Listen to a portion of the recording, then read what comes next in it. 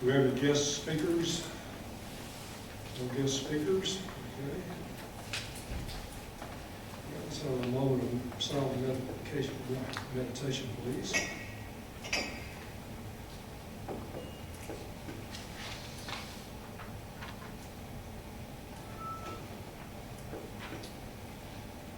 Okay, is there any public comment? No public comment. Okay, item 3, next item is approval of the agenda. And I would like to add an item to the agenda. We got Blanchard's, town of Blanchard's proposal to remodel their library. It came in Friday, too late to add to the agenda. So I'd like a motion to add their proposal to remodel to the agenda. So moved. Second? Second. All right, thank you very much. Next item is approval of the minutes. We have a draft of the regular board meeting minutes of January 27th. Any discussion about that? Anyone? Motion to approve? Move to approve? Is there a second? Second. Okay, it's been moved and seconded that we approve the draft minutes of the January 27th meeting. All in favor, say aye. Aye. Any opposed? Did we not vote on that in Blanchard? You didn't vote on We what? did, did we? Oh, question again?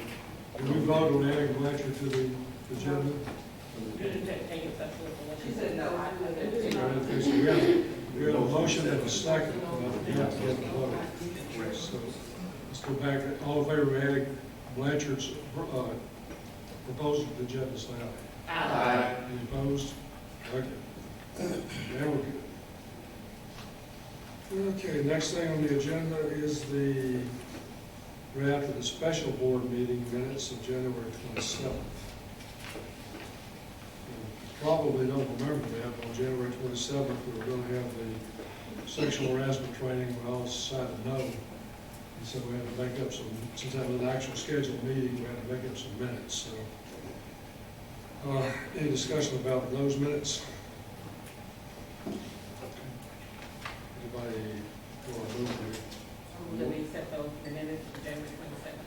Okay, Second. second, okay, moved and seconded to accept those minutes, all in favor say aye. Aye. Any opposed? Okay, done. Okay, there's no unfinished business that I'm aware of. Okay, next is a new business. We have a lot of stuff to talk about at this meeting. Some of it's bad, some of it's good. One of the good things is that we have a new board member. She's sitting right here, Brittany Carter. So, would you like to take a minute and tell us about yourself? I've lived in Shreveport since, oh yeah, sorry. I've lived in Shreveport since 2012. I actually moved here. Closer? Okay. To work for the Shreveport Memorial Library, so it's nice to be back. I work with the Caddo Parish Schools as a librarian, and I'm currently a project manager with AFS Logistics. So I'm very happy to be here. Appreciate it. Very good. Now, It takes getting used that's all right. Yes. Okay, the next item under new business is a artwork proposal by Bill Weiner. And I'm told that he is not going to be here and won't be here. So I think the proper thing to do is just go ahead and table this and definitely get it off the agenda. to. I would agree until he calls us and tells us he will attend. Okay, so got a motion to table that. So move that we table it. Second? Second. All in favor, say aye. Aye. Any opposed? Okay, passed. All right, next item is the, so I guess I'll put Blanchard as item G. Let's do it here. Next is the pandemic procedures for Shreveport Memorial Library staff. It became apparent about 10 days ago that things were going to get a little bit more serious than originally thought. And the Urban Libraries Council that we are a member of has been having a long discussion about what to do regarding various epidemics and pandemics and stuff of that nature. We all started sharing our COOP, which is continuity of operation plans, also disaster plans and various other things. The library operates under Caddo Parish's Emergency Operations Plan. Unfortunately, it did not have anything really to do with pandemics. We cover a whole lot of other situations, from nuclear explosions across the river to tornadoes, flooding, and various other things. Pandemics were not covered. So in an attempt to come up with a strategy and some ideas of what to do in such a case, we started looking. The draft before you is actually procedures developed by St. Louis Public Library back in 2008 to deal with the swine flu. And the procedures they used, they were fairly hard hit during that swine flu time. And after going through it, and good gracious, I don't know how many modifications we've made so far, but we've done several. Every time we read over it, we find something new we need to add. In fact, at this time, I'd like to propose upon acceptance, just before acceptance, that we add the sentence, when the library is in pandemic procedures, patrons who fail to cooperate with staff and follow the procedures are considered in violation of the customer behavior policy and subject to the same restrictions or banning, which just basically says that during pandemic procedures, our customer behavior policy is in effect.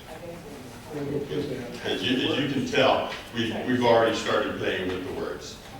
We got our subject verb agreement to go along there with changing is to are, and same banning and arresting would probably read better as restrictions or banning. Where in the procedures do you want to put that? That's a good question. I'm not quite sure just yet. Probably somewhere in the first two paragraphs, or make it the very first item in that key issues of concern at the end. Maybe just make it the third paragraph. Up the front. Yeah, I'm getting, now that you, considering we just did this about an hour ago, I'm thinking now key issues of concern would probably be best to make it part of the last there at the end of it as one of the What key you issues. talking about, what page? The third page, third stage, what we talking about? Go all the way to the back. I didn't see that. Oh, okay. Yeah, and add it right here at that end, under key issues of concern. That way, it just basically, I don't want to see us in an argument where someone is saying, well, customer behavior policies don't, none of this pandemic stuff is listed in the customer behavior policy, so I don't have to do what you say, blah, blah, blah. So that gives us the right during pandemic procedures to actually follow through and keep up the customer behavior policy. Now, as far as the rest of it, as you know, we've been operating under it more or less since last Thursday.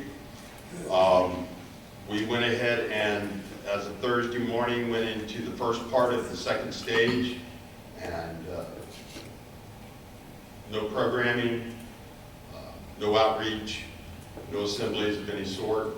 And since then, things have gotten a tad bit stricter as far as what the government is recommending. As of 1 o'clock this afternoon, Governor Edwards has recommended all the closings of restaurants and bars and other things, and the CDC yesterday afternoon is asking that no groups larger than 50 at this time. We have to consider, no matter what we do with this, everybody was caught off guard. Our supplies of nitrile gloves, our supplies of disinfectant, our supplies of hand gel, our supplies of just about everything we need to keep staff safe is very limited. I'm going to guess we don't have a 2-month supply at all. I would say we have a 1 month supply, definitely. Some things we might have a 2-month supply. Some things we can't get, like obviously you can't get masks, but you also can't get gel. Gel cannot be found anywhere. And we're having trouble getting just ordinary things. We're having trouble getting gloves. We're having trouble getting toilet paper. We're just scrambling every single day. All day long, we're looking at this emergency stock list of all these items that we deem critical, and we're on the phone with suppliers. We declared an emergency with procurement to try to see if we could get some relief to find any outside vendors if we can even find them for some of the things we need. So we're doing everything we can to stock up for as many months as we can. So ultimately, the preparedness procedures give us some guidelines as to what to do in this situation. Prior to this situation, we never had any guidelines, and now we have something again. They're fairly well vetted on ULC. I can already tell you that Bossier and Monroe have adopted these based on our moving toward adopting these, and probably Natchitoches Parish is also moving toward adopting these same things. It's my knowledge that all of them are meeting with their boards either today or tomorrow also. So it's not a perfect preparedness procedure, but it gives us something to operate on, and there's enough leeway in there that we can adapt as needed to the situation as it changes.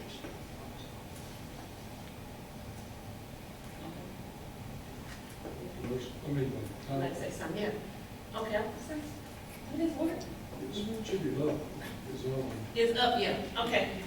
I mean, I understand what you're saying and everything, but look, I would like to, for us to discuss, it's an emergency situation, I would like to, and I'm gonna tell you why I'd like to make this proposal, but I don't know if y'all will agree. I think we need to close the libraries. Let me get started with this. Number one, schools are completely out. All the recreation centers and spas are closed down, okay? Where will everybody go? Okay, let's think about it. They're going to all congregate right now. They're going to do that. Okay, you're saying the number of 50. When I left the news a few minutes ago, one state is going to 25. Okay, what I'm saying, this thing is serious. They just announced that all the casinos will close tonight for 14 days after 12 tonight. Okay, where will everybody go? We will be cleaning. I thought about it this morning first. I said, well, maybe we close on weekends and open every other day to clean up. You know, open Monday to clean. But after you said this, and you can't find stuff now for the regular homes, I just feel we need to follow suit.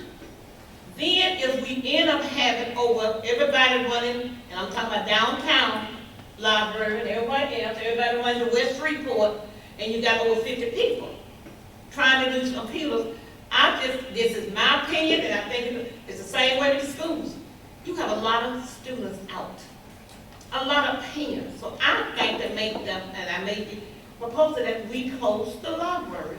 And like they said, some of them saying 14 days, I don't know what the limit is, 2 weeks, 14 days, or the school start. So I just like to make that, do I make it a motion, or you want to just, y'all let everybody discuss it? Let me suggest that actually is stage 3, and we can define stage 3 any way we want to with the pandemic procedures. I mean, there is some wiggle room to leave our branch open, which is fine since that's really has no face-to-face contact.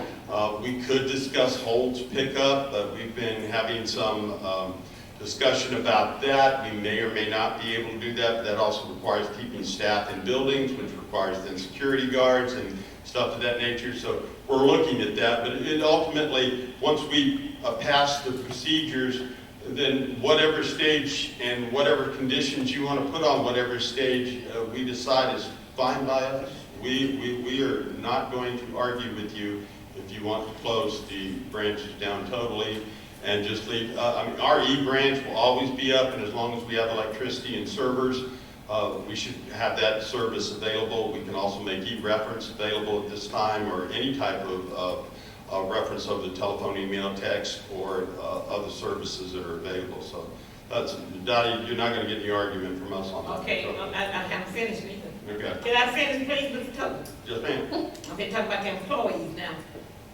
Those are our employees that we love. They are at stake, y'all. They're just like the school system. Those are our employees. We care about those teachers. We care about the employees. They're at stake too. So let's look at that. And we know, and as far as what it's gonna take as a skeleton crew to run this area, because you don't have any kids here, I don't know. Then again, you may have over 50 people working here. I'm just looking at the numbers, y'all. That's all I'm looking at. The numbers right now. But I'm looking at our employees and their health. And the patrons, and you know, like downtown, with a lot of people going into downtown, I bet you right now, you got about 50 people down there. Right this minute in that library. So I'm through talking. That's me. Okay. I'm finished. That's my spiel. Let me suggest that we finish with C and D. Okay. And then after we finish with C and D, we'll address closing the library and plan for the employees, okay? Okay. John, carry on. Again, the preparedness procedures, they're not perfect, but they do give us enough guidelines to do what we need to do, considering everything we're being told by the state and local officials. It was Mayor Perkins yesterday that's asked to limit all government face-to-face interaction. So either step 2 or step 3 would accomplish that as far as he's concerned. And I've been in contact with Eric Bryan at the parish, and her words were, do what you need to do. So at this point, if we adopt these, we can move forward after that as soon as we get through with item D. My recommendation is that you please pass it. Okay, you want to talk about D as well? We can. The administrative paid leave is tricky because in the state of Louisiana, the way the Constitution is written, unless you're civil service, and I could be incorrect about civil service, but most government employees that are at will with no civil service protection like ours, we are not allowed to pay them without an actual, we just can't give them free money for no goods. I know there's a specific phrase for that. Jenny, can you remember what it is? Legal donation. Yeah, there you go. The illegal donation of public funds. We can't do that. So, however, according to our employment attorney and according to individuals we talked to or have read emails from at the Louisiana Auditor's Department, as long as it is in our policy, our employment policy, that we pay administrative leave during times of civil disorder and or pandemics, well, then it is fine for us to do so. So we have at this time to keep our employees from having to exhaust their sick and vacation time if we were to close for anywhere from 2 weeks to 20 weeks, which is what some school administrators are asking for. We would be able to pay employees since we already have the money budgeted. It's not like we're having to come up with money for it. We already have the money budgeted. We'd be able to pay them through administrative leave. It also, if things get worse, it makes payroll easier because then we just submit the same report over and over again to the city. And if you've been keeping up, the city's having some difficulties with their finance, and anything we could do to sit here and make payroll easier for them would be a blessing for both us and them. So, and again, the administrative procedures, Jenny was writing that at home on medication, so we're going to have to read over it here. We give her kudos for working through the pain, but still, if you see anything that doesn't quite make sense, we've all laid eyes on it numerous times, but we've all been going full tilt crazy since about Wednesday. So trying to put all this together, and with things changing every minute and every hour. So at this time, I think the administrative leave policy, it meets with what our employment attorney said, and it meets with what the state auditor said, and it gives us the ability to pay our staff and remain closed. So I fully recommend that we approve that so that we can move forward for the rest of this year, no matter what the pandemic does. I just have one question for you, John. In looking at the policy, the paid sick leave policy, which is directly above the part with the administrative leave, that's separate and apart from the pandemic, correct? I just want to make sure I fully understood when it says contracts a communicable disease, that had to do with sick leave policy, but when we're talking about the pandemic and being paid administrative leave for 30 days and then reapproved by the board, that we're talking about strictly a pandemic situation or emergency situation.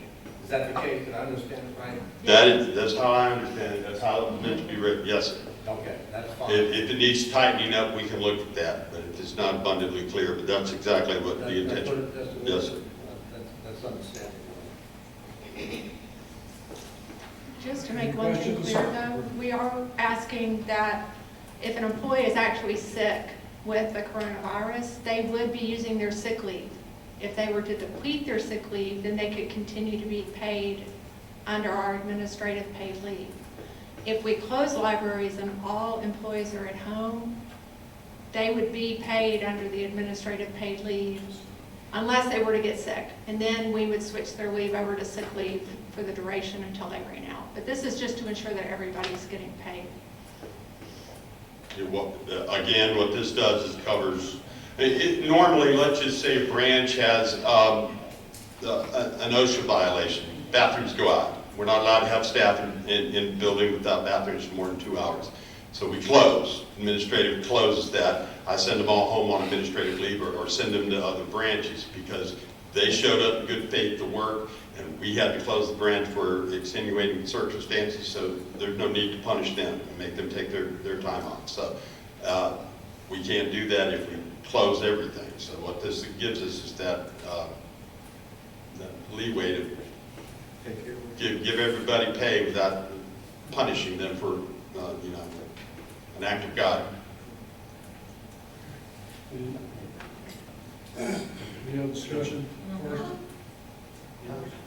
I just want to make sure that I understand, Jenny, what you just said. Just assuming that Don and I are both employees, and we're out on the administrative paid leave, and I become ill. Okay, so then I would have to use my sick day?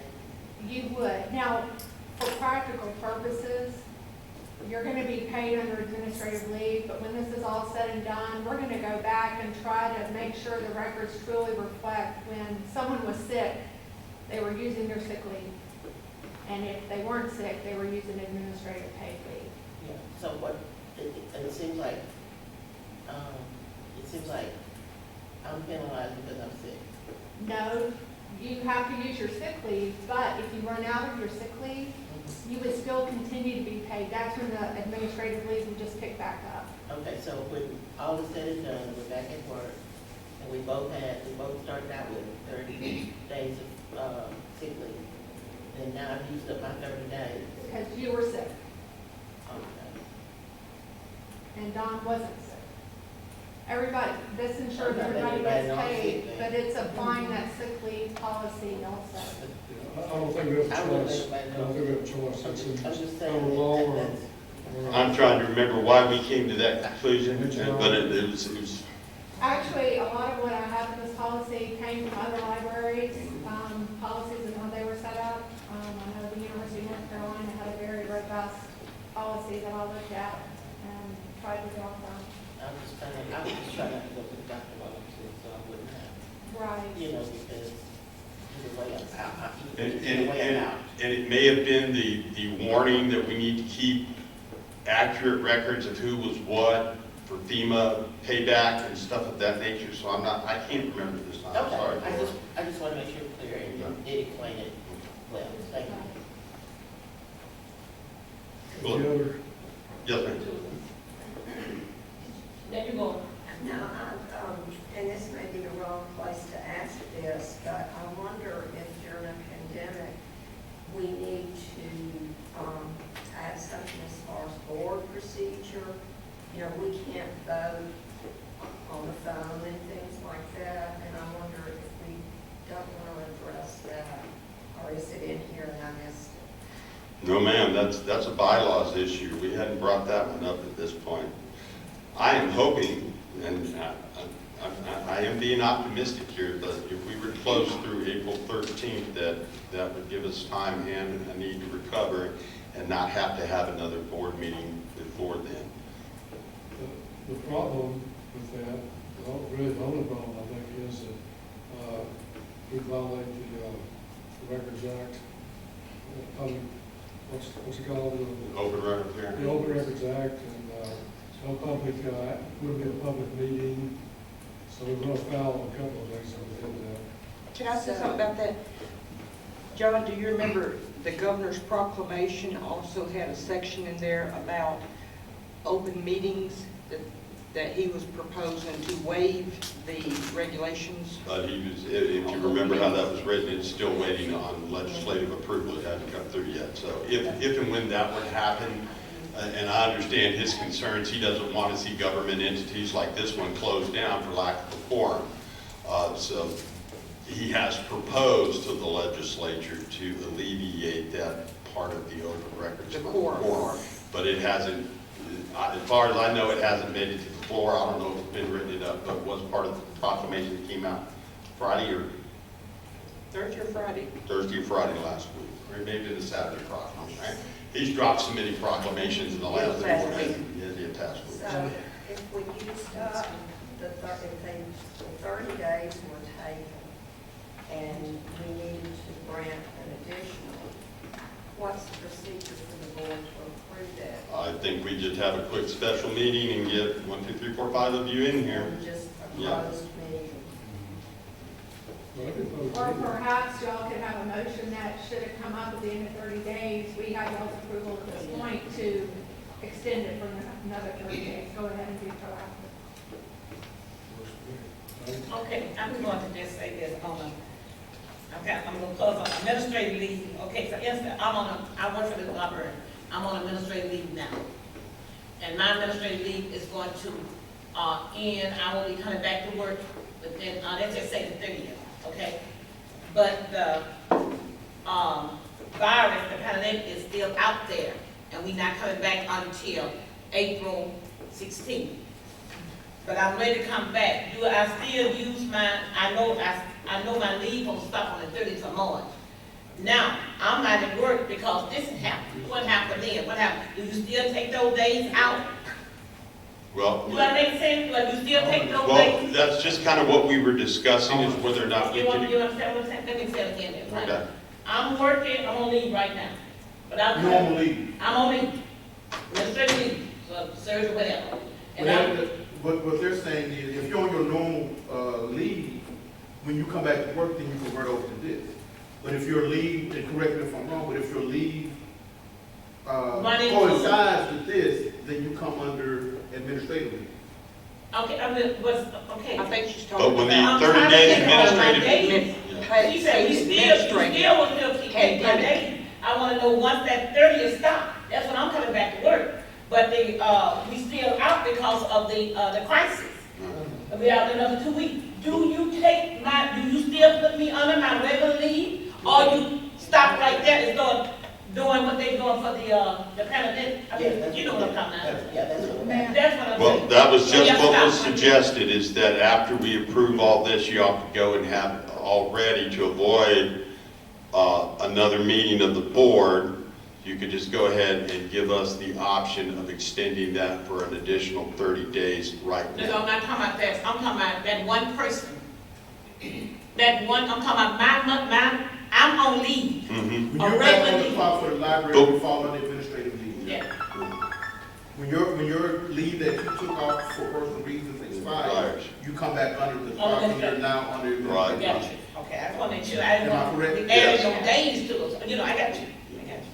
And the reason we're asking that the sick leave be used, I mean, it's our policy, if you're out on sick leave, you have to use your sick leave. And so if we were to deviate from that, just in this one, it causes problems. So use sick leave, if you run out of that, you'd be under administrative leave. Of course, if I'm out on paid administrative leave and I get sick, I'll just leave it at that. Anyway. My HR person just frowned at me, didn't she? I know it. I know it. Actually, I have a couple of questions. Okay.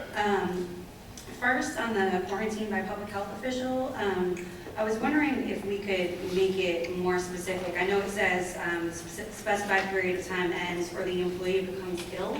And I was wondering if we could instead change that to when the employee tests negative, since that's the point that we would really be looking at them coming back to work rather than kind of an arbitrary, they became sick. You know, does that mean they tested positive? Does that mean that they are symptomatic? This is on the sick leave document, the second one. Under emergency closing procedures on page 2, it has the quarantine by a public health official. Kind of the second paragraph in the reg. All right, I heard about a third of that, so you are suggesting Rather than setting that until the specified period of time ends or the employee becomes ill, I'd like to see that become when the employee tests negative. I think what the policy is trying to say, an employee gets quarantined and they're told you have to self-quarantine for 14 days. So for those 14 days of the quarantine, they're under administrative paid leave unless they become sick. If they become sick, then it switches over to the sick leave. Okay. Could we specify what it means that they become sick? Do they have to have positive test result? Do they have to have a certain number of symptoms? What would that mean? That's a good, I don't know, what would y'all like it to mean? How would y'all want to define that? I would think that becomes ill as defined by the primary care physician or something of that nature, by a physician at least. That way that covers what you want, Yes, and it still allows us to do what we need. So under that, we would go specific period of time ends or the employee becomes ill As diagnosed. as diagnosed by a doctor. Thank you. Yes. Any further comments?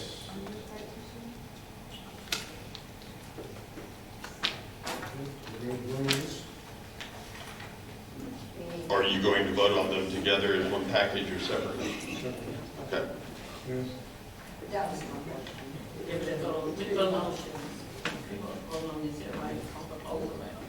I'll move that we approve the administrative leave policy updates and the changes currently made. It's item D. Correct. Correct. Okay. It's been moved and seconded that we approve the administrative leave policy. And it's been seconded, so all in favor say aye. Aye. Opposed? Okay, it passes. The next other thing is the draft pandemic preparedness procedure. So, okay, Tom, ask your question. John, in light of what stated earlier about closes of the school now, the libraries, I just had one quick question, because I'm a little confused on stage 3 right now. Okay. I just need a clarification. On stage 3, will any of the employees of the library actually be reporting to their normal work domicile? We will go down to essential only, and so depending on what services we decide to provide at this time, and my staff keeps trying to talk me out of the curbside, just go strictly with E-branch services. If that's the case, then we would only really need a handful of people operating in this building, and that would be it. My feeling is this about that. If you're the professional, you all on the job, you all can best determine on a day-to-day basis what should be done. What should be done. I feel like Dottie, and that is this. It's not just a health situation that affects, the pandemic affects us in a lot more ways. And I'm sure you have a lot of staff that with the children out of school now are going to be looking for some kind of childcare and so forth. So it's kind of ridiculous to make them come in and compound the situation Correct. If you can work up a schedule that kind of satisfies the immediate needs of our business, which is the library, versus the personnel that work here. So I would have no problem with going right into stage 3 like that and close the library down for all intents and purposes. And even stage though we 3 requires most of us in this building who need to work from home have been outfitted with a laptop in the last couple of days. The most essential service at this point, as far as staff is concerned, is to make sure that payroll report gets loaded up every Thursday. Yeah. Let me suggest this, let's go ahead and vote on the procedure, and when we pass the procedure, then we can talk about what we're gonna do, what stage we're gonna go into, and what services we're gonna go to, okay? Is that good with that? All right? Okay, hold on, yes, okay. Also, I talked, Dr. Govey called me this morning, and he know I'm on the board, library board. And so they met. How much do we depend on the Cattle Parish school system as far as the library and kind of technology? Not really enough. We don't really depend on, okay, that's all. Because he wanted to know that, but it will not affect. I don't think we depend on that, because they're giving everybody laptops. I would argue they depend on us more than we depend on them. But, that Okay. might just be a bar argument with Dr. Gorey. Oh, okay, that's fine. Same like the technology deal, okay. Fred, do you want to get into what stage 3 actually encompasses? So let's pass this first, and then let's, Will it be passage? Then there'll be no discussion. Yes, right? then we'll discuss what part of stage 3 you want to implement. But, well, Tom, just to reassure you, stage 3 for staffing, and if you look on the second page, the first sentence says all library buildings are closed to the public. Okay. So after that, we don't really need a whole lot of staff, to be honest. That's what I'm saying. I'm all for passing it, but I want to make sure I understand what I'm passing. Okay. And so my question is about the staffing. And I said that should be left up to you guys as to whether or not you can have any skeletons to each of the branches. My question is about the services. I noticed that in here it mentioned books by mail services and some other things. So those would still be under consideration if we went to stage 3 as it's written in the procedure. Unless you say to me, John, no. And if you say, John, no, after you pass this, we're going to stage 3 and we don't want any services provided other than e-services, and I say, okay, we'll implement it that way. Trust me, we're very flexible about this. And we've had very robust discussions about all of it and how to do it all, and I can tell you just basically suspending all services except e-branch services at this point is probably the easiest thing to do. The reason for that, again, is the lack of disinfectant and the types of materials that the COVID-19 likes to live on after it's been transmitted from a human to an inanimate object. It likes stainless steel. Most stainless steel usually has an adverse effect on microbes of any sort, not this one. It really likes cardboard. Most of our book covers are made of what? Cardboard. It doesn't really care one way or the other about Mylar, but it is not going to go away. What are our book covers covered in? Mylar. It doesn't have a problem living on paper. What are most of our books made of? Paper. All of our DVDs, playaways, and all of the other materials we circulate are covered in plastic in some way or another. This virus, it likes plastic. It has no problem hanging out 24 to 48 hours. And the problem is there are no CDC guidelines on how to deal with library materials, and we've been looking everywhere. The best we could come up with is to air them out for 48 hours, which when you start thinking about that, Julia knows, just the space to sit here and air them out so that it would almost be like you were trying to water salvage the materials, which means you'd have to sit here and spread them all out and give them all the air you could get for at least 48 hours. And then that still doesn't guarantee anything. We could be moving around infected materials. So again, that's why staff is really against curbside service at this point, because we don't know. Dolores? Okay, and with the same idea of what you just mentioned regarding services and deliveries, I guess you would have everything suspended, all the deliveries to the library. One of the things we will do as soon as this meeting is over with is suspend fines and just delay. We were talking about implementing automatic renewals. It's one of the things the new update allows us to do. So instead of asking for a renewal, you just automatically get renewed. And we were thinking about doing that, and at this point, we're thinking not only of doing that, but perhaps extending our checkout period for. I have to talk with Caleb to see just which way is easiest to do it, but it's either we just extend checkout for materials until we reopen, which is what some branches are doing because their ILS lets them do that, or we just do automatic renewal until and just waive fines. So one way or the other, it still amounts to the same thing, is that folks will not have to pay fines and they can keep the materials and we can keep our lock boxes or drop boxes locked. So. Okay, do y'all want to vote on the procedure and then vote on what we're gonna do? Or do you want to decide what we're gonna do and then vote on the procedure? Got to vote on the procedure in order to implement.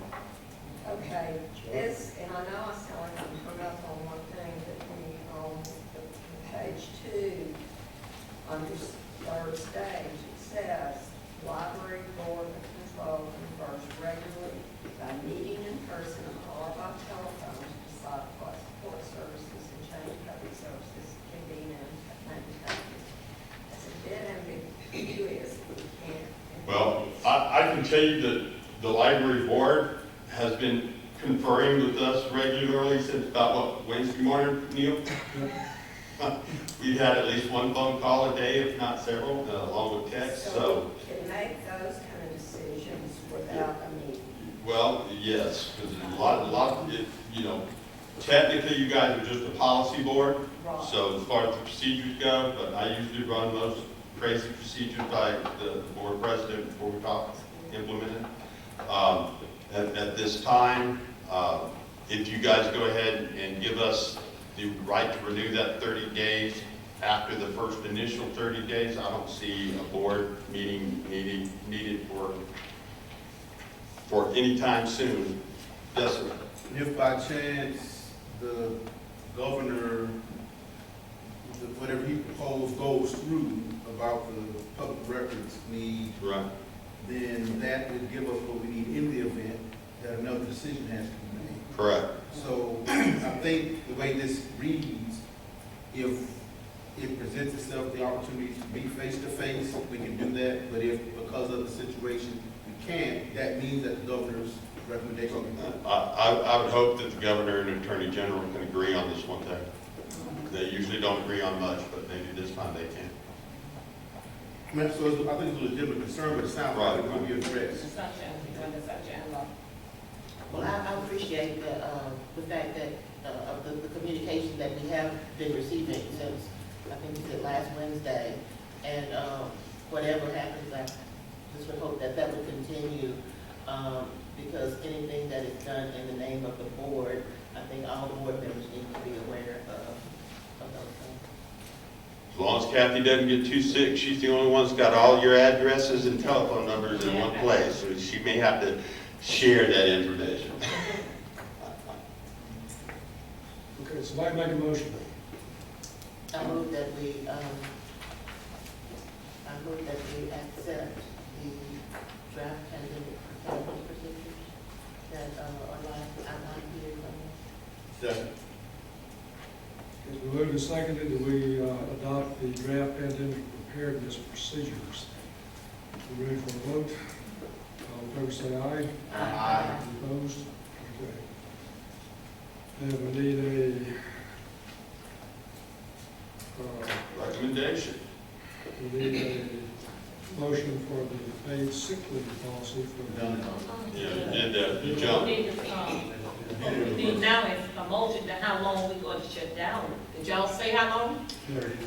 We've had some discussion and we're thinking, the governor has suggested staying, the April 13th is the date, so I would advise that we follow suit and go through April 13th until he changes his mind. Agreed. Well, and let me just say for the record, if I've heard from you, we want to implement stage 3.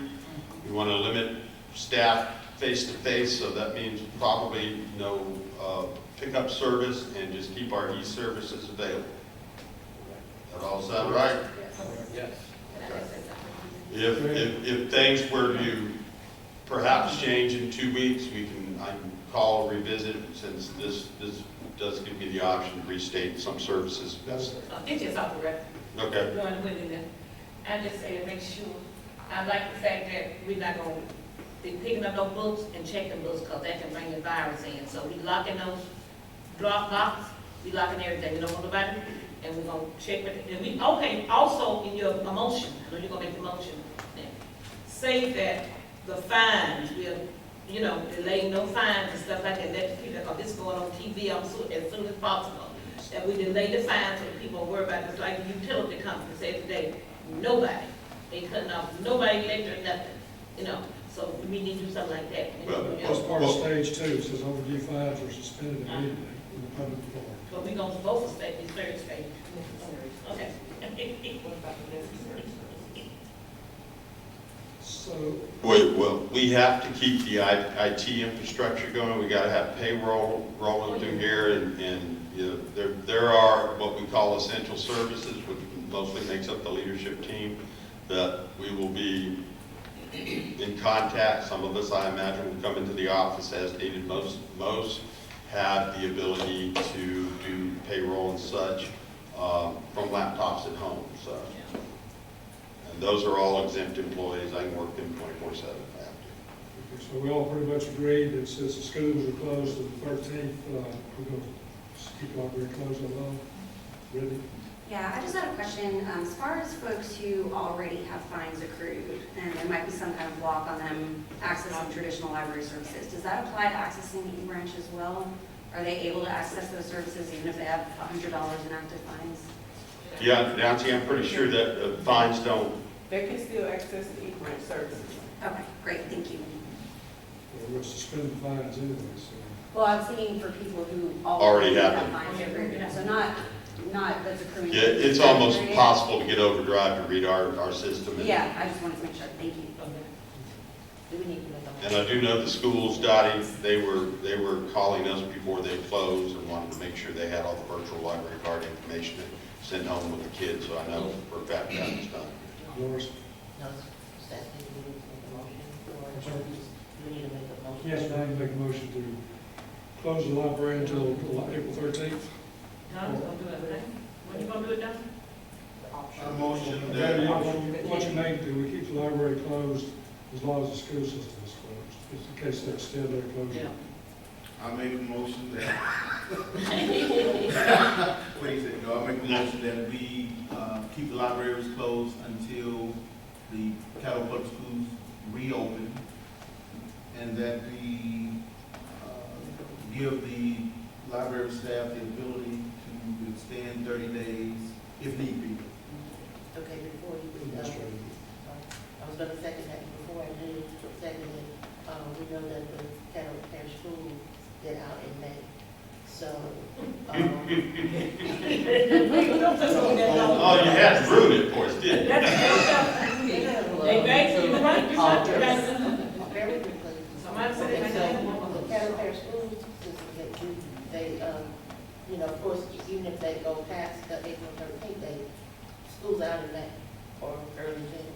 So if all of this clears up,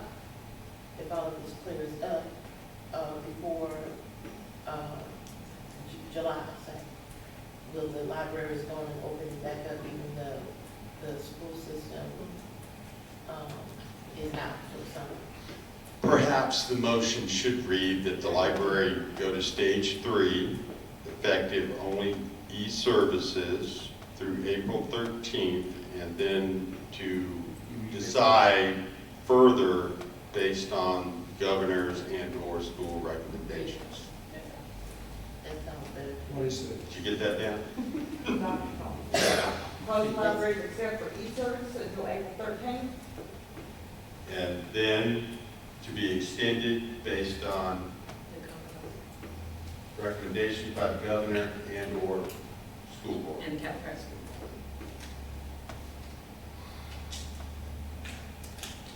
And just for convenience sake, we'll do a 30-day increments or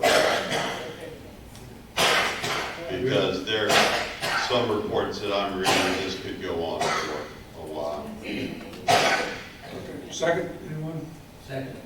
Okay, we moved to seconded, do we, Who moved? Don moved? Don move? Who seconded? He would be a guy. I think Louise just, Dolores just, yeah. Yeah, Lord. Yes, everybody. Move to, we close the library, we implement stage 3 of the pandemic preparedness services, procedures, and the library will stay closed except for the E-Batch through April 13th, pending further developments. Correct? On governor's report. All in favor, say aye. Aye. Any opposed? Okay, done. Thank you. Thank you all very much.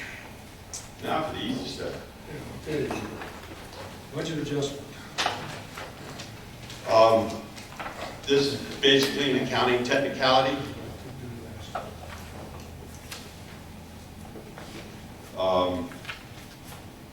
We had budgeted for a transit van last year because of the slowness of, I don't know, board, a few other things. We didn't actually receive the van until this year, so we need to take the money that wasn't spent from the fund balance last year and move it into this year's budget.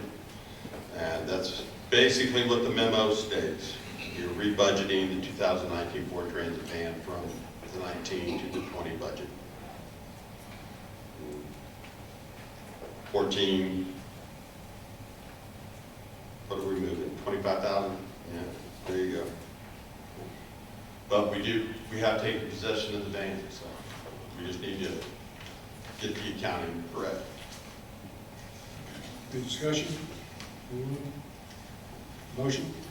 I move that we approve the budget adjustment. Second. We move to second that we approve the budget adjustment. All in favor, say aye. Aye. Any opposed? Okay, motion passes. President, can I say Yes, ma'am. something? Oh, not about this. We forgot that we gonna say the library is closed as of today, tomorrow, or what? We didn't put that in there. Tomorrow. Tomorrow, well, I just said make sure everybody know that. It's closed today, it is. Samantha already has it all written up. I'm sure she just got to press the button. All right. Records disposal is next. This is Kathy's little project. It's her once a year clean out of all the records that we need to take care of. It's a long list, but basically it follows along with our records retention schedule. Have you already sent it for approval, or we gotta wait? They get approval, then the state auditors get approval? The board must approve it first. All I've done is repeat what you've already approved. I only updated the dates, and I also added video surveillance, which is only 30 days. So all we need to do is make a motion to approve. So that I can send it to the Secretary of State's office for their Do they have to approve it, then it comes back to us, and then sometime later this year we'll actually dispose of Well, I so moved that we accept the, Second. Second. It was moved and seconded that we update the records disposal policy as was noted.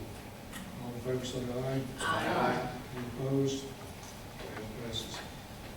Okay, the last thing under new business, I have item G for Blanchard. We have a grant application from the village of the town of Belcher, the town of Blanchard, to add space to their library. And Brittany, you're not aware of what's been going on, but in this year's budget, we put what, was it $10 million? it. Overall, I can't remember, we can look it up, I think it's closer, Jim in here? Closer to 6, is it not, with the overall CIP budget? at this point, what has been budgeted? At this point, yes. Yeah. Well, we allocated several $1 million for upgrades of the part-time branches, well, all the branches actually. And Blanchard wishes to expand the size of their library, which is desperately needed. Everybody's been on their branch lately, so they're asking us to approve $100,000 of that grant for their addition to their building. Is there any discussion about it? Having worked with Mayor, I'm not going to butcher his name, Mayor Jim, and having Donnell Washington do a quick draw for him, it's unfortunate. We still have to get another architect to look at it. That will take a few dollars off. And the only other thing that may be a little bit of a headache is they will have to replace the HVAC system, because once you have 560 square feet, that unit will no longer be sufficient to keep the building cool and warm. So a little bit more expensive than we managed, but they are, or at least Mayor Jim thinks they can get it all in under $100,000. So they already, yeah, so they've got their architect. But that wasn't for lack of Donnell. She drew it all up and handed it to them, but they needed an architect to actually get the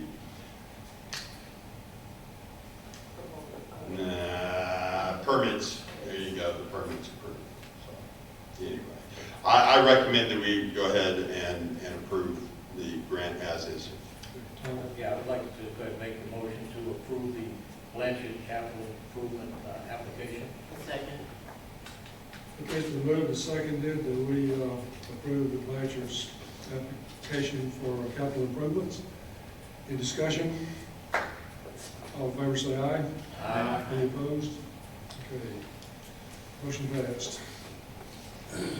Okay, next is reports. First one is the director's update. Oh, well, last week's been interesting, I have to say. Pandemic response. Oh, they didn't cover that in my version. So we've been kind of working with our colleagues across the state and the nation to put things together.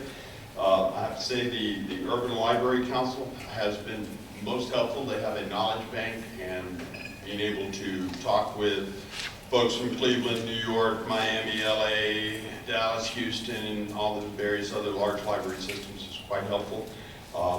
It's a shame one of the classes I went to at PLA this year, the session was decreasing barriers to library service, and in less than 3 weeks, we're actually putting up barriers to library service. So perhaps in the future, we'll be able to take those down and continue that. Now that we've gone fine-free, I'd just like to remind you that the national trend is going fine-free all the time, and now that we have a taste of it, just see how you like it. Anyway. Some other interesting things I attended at Nashville, the early literacy in unexpected places. It seems that they're already doing things that we are, which is makes me feel good. The Moonshot Initiative to boost circulation, they're also doing things that we have talked about. And the inclusionary tactics for library facility planning was very interesting. I had attended the Art Break kickoff meeting, but that's been canceled, in case you haven't heard. Art Break's gone for this year.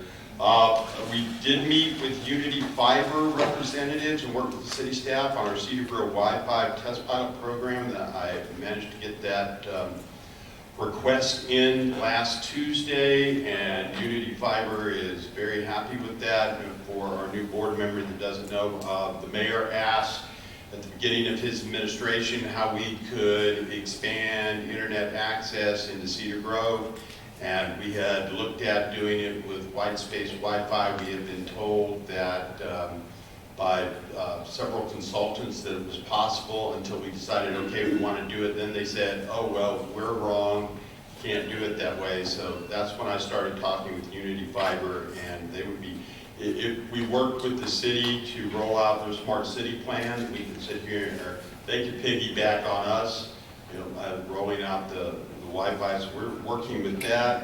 Also talked to the frontline group of NGOs that work with the downtown homeless shelters. We are doing some staff training and possible other partnerships, various other things in my report you can take a look at. I'm trying to change that, but Oh, I don't know, most everything here, I guess the most newsworthy item was talking with the Board of Regents regarding Southern University's law school. That's still a go. It's my understanding, according to Chancellor Pierre, there's very few barriers to providing that service as long as it's understood to be a satellite. It's not a new law school like they were somewhere somehow former Mayor Glover communicated to the rest of the legislature that they wanted to start a new law school, and so when the group started looking at the consulting group that was looking at the feasibility, that they did the entire feasibility study based on a new law school as opposed to a satellite program. And again, Chancellor Pierre does not see any problem with us moving forward. In fact, Stephen Jackson, Commissioner Jackson, is having more discussions with Chancellor Pierre next week, so we'll just see how that moves on. I think it would be a very exciting partnership to have at the downtown library. We already have the law collection there, which the librarian for the law school was very, very impressed, especially the ancient volumes we keep locked up and away from people. She was salivating at just being able to get her hands on those things. She said, wow, those things are precious. Anyway, so that's very exciting. We'll see how that all works out, and that's about it. We've been so busy the last week, it's been crazy trying to get all this done, but we've managed it. Thank you for your assistance. Any questions? Okay, the next item is the public service update. Okay, as you can see from our report, branches were busy with Black History Month programs, and we had a wide variety of them throughout the system. Also, they were planning to welcome Carolyn Jones, but those programs have been canceled, so we won't see her in any other branches for those programs. David Raines and Cedar Grove did provide the meeting spaces for my brother's keeper. I believe David Raines had about 50 people there, and Cedar Grove didn't have as many. I think they only had about 6, but they discussed helping the kids in the neighborhoods who were suffering from poverty. And then the block parties have been canceled as a result of the pandemic. And last but not least, I, along with 3 area managers, we did go to PLA, and we made it home just in time before the tornado hit Nashville. So that's it. Okay, next is the financial services and risk management. We did the usual maintenance things, various carpet cleans, things like that. One big note is the Oil City reconstruction from their insurance disaster. We've provided quite a bit of work to remove all the books, the shelving, the computer and stuff, to get it out of the way, to allow the carpeting, the painting, and all those things to take place, and then to turn around and restage all that to where we can get the books back and all. So that's been quite the effort of our maintenance team doing that. We continue our bat mitigation project at Moortown. Essentially, we feel like that the bats are gone, but we've left the netting up for an additional 30 to 60 days, just out of an abundance of caution, before we seal up the final places to seal. And we did quite a bit of basement cleaning in the main to allow the Friends operations to expand a little bit because they were cramped. So we got a roll-out dumpster and all, and did that, which was another big maintenance project.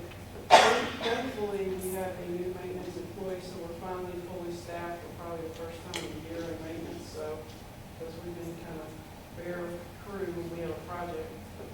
We're going to start the work of the Master Gardeners project at Broadmoor, where we got the grant to just do a little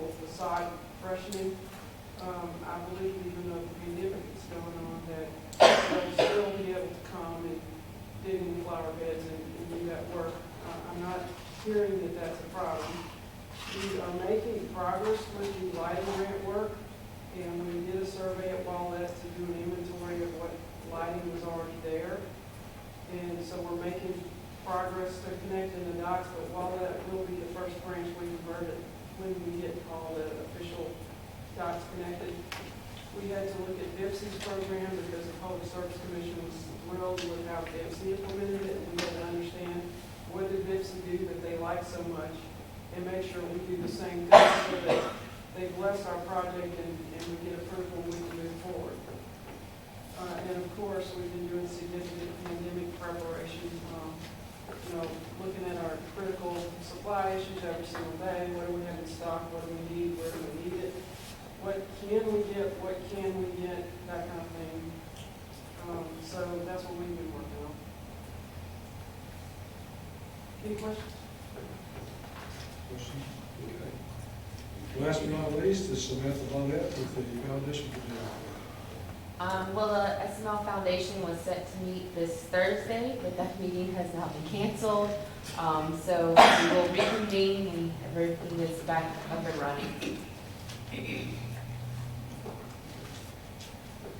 The last item is miscellaneous. Is there any miscellaneous odds and ends, or? I would just like to let you know that according to the latest White House pandemic guidelines, we are now in violation of White House requests. And that no more than 10 people are to meet, we're in violation. Just let you know.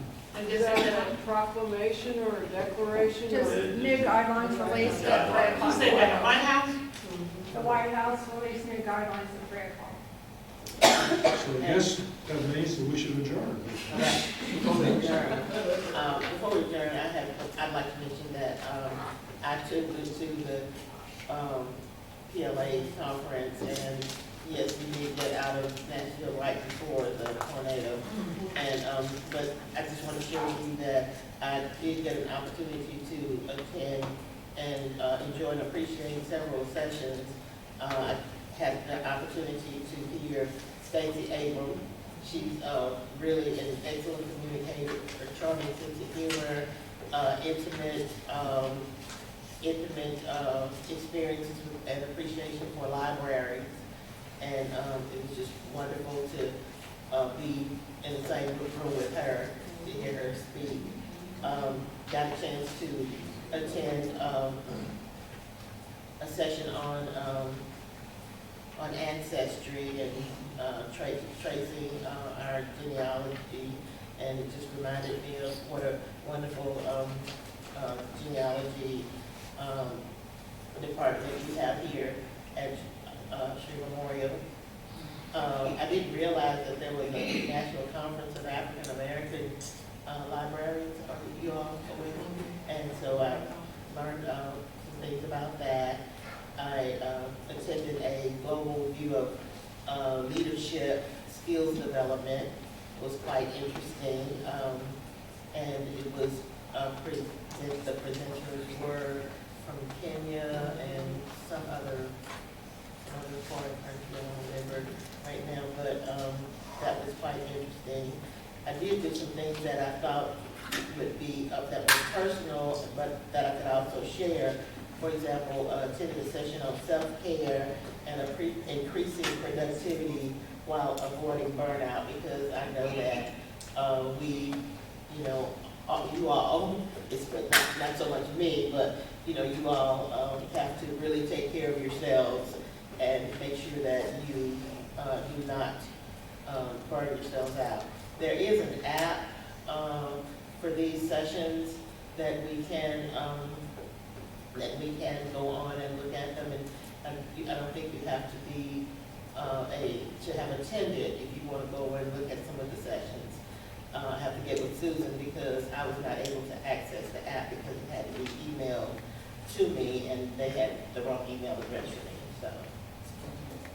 But the most important question is, did you get to Martin's barbecue? I did.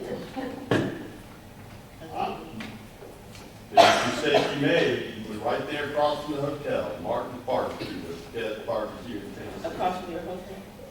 Across from your hotel, too. Oh. Right there.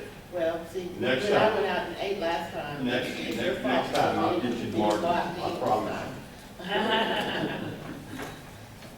Okay, next meeting is scheduled for June 1st, 2020. Anybody got a conflict with that? Oh, before we go, can we brag, for those of you who know about Library Journal, they put out the top libraries by budget, and we broke the threshold. We're number 3. We're pretty started. You always put that in the paper, that's on the news. I'll let you talk to our marketing person about that. It was, we shared it on all of our social media channels, Facebook, Instagram, Twitter, and in the newspaper articles, they have been switched up because of the coronavirus, so. Oh, yes. The newspaper. So it's gotten out there, we got, a lot of people picked it up and recognized it, but it just hasn't made it to the newspaper. Well, we just, now we can let staff know that we've done it once, now we can say it. Right. Motion to adjourn? Motion adjourned, any second? All in favor, say aye. Aye. Thank you. Now,